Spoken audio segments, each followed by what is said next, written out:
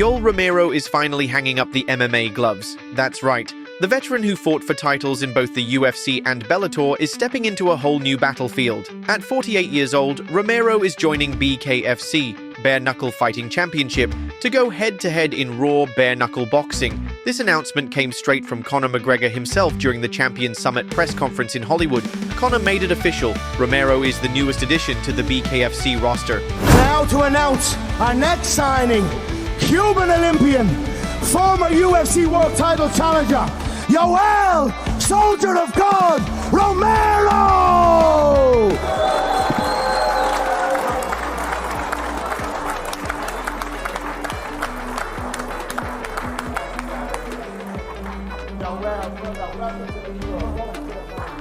Give us a little something, Yoel. What's the plan? What have we got planned? Dave, who are we after? They're all over the day. Woo! Wow. But that's not all that went down at that presser. Things got intense when Conor McGregor and Mike Perry started going at it. The tension boiled over and they had a fiery back and forth that had the crowd buzzing. Come back, because I welcomed you back.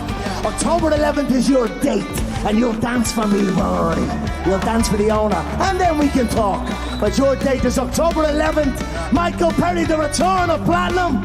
And we've got some hell of an announcement for an opponent for you. One of the baddest men to ever grace the Ultimate Fighting Championship when it comes to bare knuckle. And he's going to throw down with you in front of me for my viewing pleasure. And then I'll decide if you're worthy. And Conor didn't stop there. He also teased his possible return during the UFC White House event.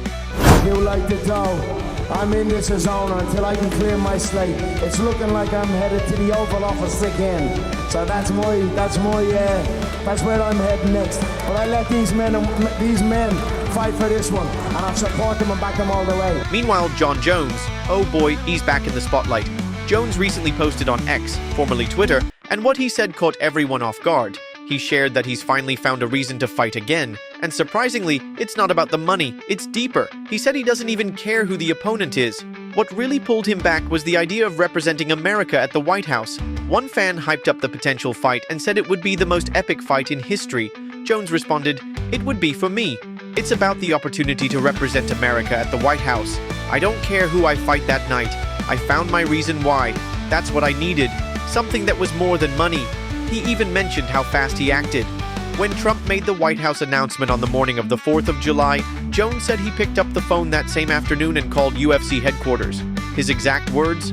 "I'll just leave it at that. America. Now that tickles my pickle."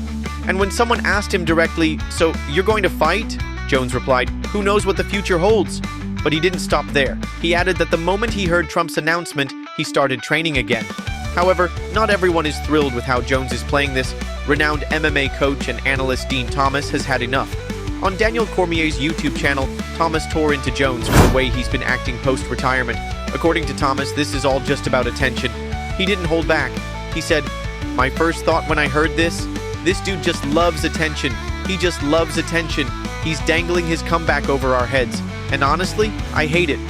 Thomas made it personal, saying, "I don't care if Jon Jones ever fights again. I really don't. Yeah, he's the greatest. He's super great, but I just don't care anymore. Let him ride off into the sunset. You know who I do care about? Fighters like Ilia Topuria, Dustin Poirier, the guys putting their lives on the line for us right now. Those are the dudes I care about. Jon Jones? Whatever, man." Then came the bombshell from Dana White himself. UFC's head honcho showed up on the Full Send podcast and dropped some serious news. The UFC is planning an absolutely epic event at the White House, and Dana promised it'll be the most badass card ever. And who does Dana want headlining this insane card? Jon Jones versus Tom Aspinall. Yup, that's his dream main event. And this dream might just become reality because guess what? Dana revealed that Jon Jones has officially ended his retirement.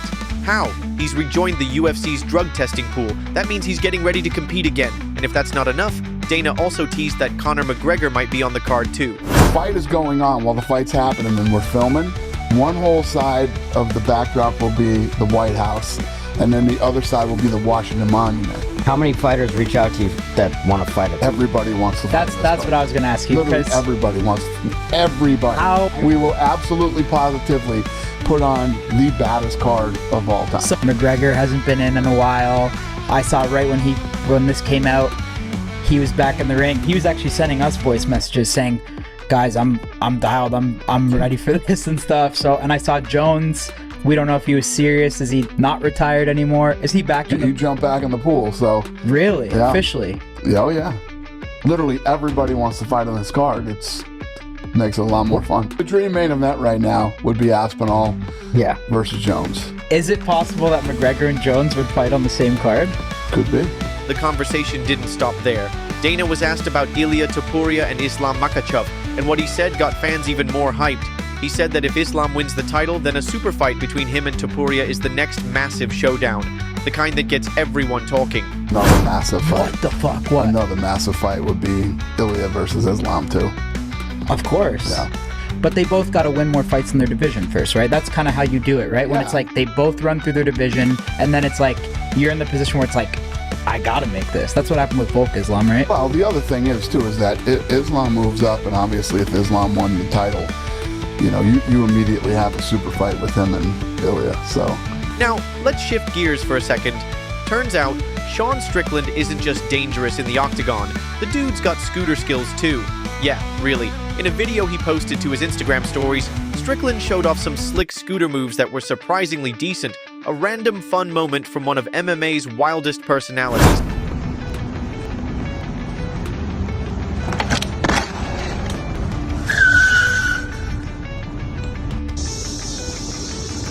Oh, shit!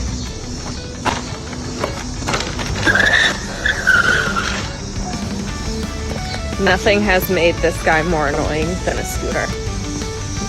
Annoying. Speaking of big names, we finally have answers about Zabit Magomedsharipov, the mysterious UFC featherweight contender who shocked the MMA world when he retired in 2022. A lot of fans were left confused. Why walk away at the peak of your career? Recently, Zabit's manager, Ali Abdelaziz, cleared the air. During a conversation on the Pound for Pound podcast, he squashed all the comeback rumors and revealed the real reason Zabit stepped away from fighting. And it's final. I heard somewhere some people saying that if he wins the belt, he's gonna retire. And I don't think so. I think You so. heard that? Is it something that people are There's talking about? some little talks. Oh, wow. Some whispers, you know, some whispers about that. Like if he wins the belt, he retires, you know. Like, I'm not sure of that. I don't know if I believe that or not, but it's an option, you know. There's too much pressure on him, too much pressure. He has a lot of health problems too, right? Yeah, health problems and a lot of pressure from his country, and I don't know. Maybe he retires, maybe not. Wow. I don't. He has a lot of money already, like a lot of money. He's good with money, you know. So there will be no something that is gonna make him like, no, I want to fight. You know, he'll be already the champion. So why not retire? I will do the same. I will do the Talking same if I about was retiring. him. Now here's something to stir the pot.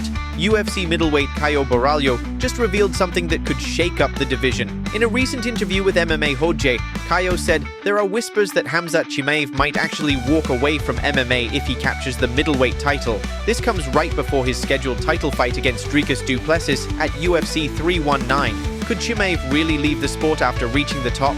That would be wild. But back to Jon Jones. Things just took a serious turn. He's now facing new legal trouble. According to online court records, Jones is involved in another alleged hit-and-run incident that happened in February. Yeah, it's bad. The new criminal complaint was filed on June 30th by responding officer Andrew Romero. The charges? Leaving the scene of an accident, no great bodily harm or death involved, and using a telephone to terrify, intimidate, threaten, harass, annoy, or offend. And this isn't the first complaint either. There was already a previous case filed on June 16th by Officer Kevin Gonzalez for leaving the scene of another accident. For that case, Jones entered a plea of not guilty, and he's got a bench trial set for August 14th in front of Judge Jill Martinez. Jones's lawyer, Christopher Dodd, has filed a motion to dismiss the duplicate charges from the second complaint, but Judge Brittany Maldonado Malott hasn't made a decision yet. And yes, Jones has a bond arraignment scheduled for August 4th, so let's put this all in perspective. Jon Jones is training again. He's back in the UFC testing pool. Dana White wants him on the White House card, but he's also facing multiple legal charges. Meanwhile, fans are divided. Some are pumped to see Bones back, while others are sick of the drama. And in the midst of it all, other fighters are making moves, taking risks, and giving everything in the cage. The MMA world never sleeps, and right now, it's absolutely buzzing.